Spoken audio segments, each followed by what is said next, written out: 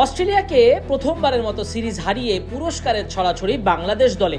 এই সিরিজের সেরা খেলোয়াড় নির্বাচিত হয়েছেন 4 বছর পর আন্তর্জাতিক ক্রিকেটে ফেরা মোসাদ্দেক হোসেন সৈকত। 250-তে 3 ম্যাচে তার ব্যাট থেকে এসেছে 157 রান।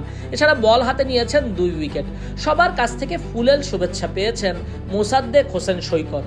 তাছাড়া হারানো সম্মান তো ফেরত পেলেনি। কত ঘাত প্রতিঘাত সহ্য করে মোসাদ্দেক সৈকত আবারও ফিরে এসেছেন 2027 ওয়ানডে বিশ্বকাপের আগে জাতীয় দলের মূল একাদশে।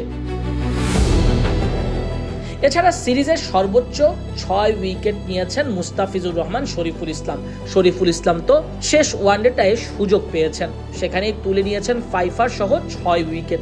আর তাতেই শরীফুল জিতে গেলেন বাইক। পুরস্কার পাওয়া বাইকটি নিজেই মিরপুরের মাঠে চালিয়ে দেখেছেন শরীফুল ইসলাম। আরও একটা বড় ঘটনা ঘটেছে।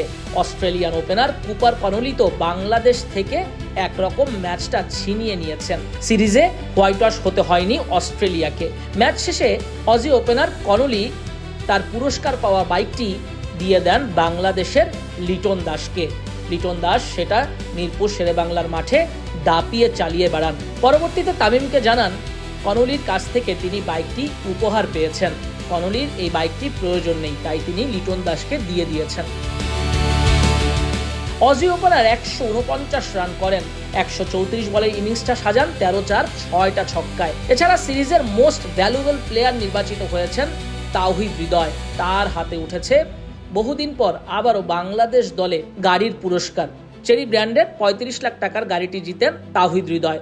গাড়ি জিতেই মায়ের উদ্দেশ্যে আবেগ ঘন বার্তা দেন তাওহিদ হৃদয়। মাকে এই গাড়িটি উপহার দিবেন বলে সিদ্ধান্ত নিয়েছেন হৃদয়। অস্ট্রেলিয়ার বিপক্ষে ওয়ানডে সিরিজের মওকা শেষ। এবার 3 ম্যাচ টি-20 সিরিজের পালা। সবগুলো ম্যাচই হবে চট্টগ্রামে।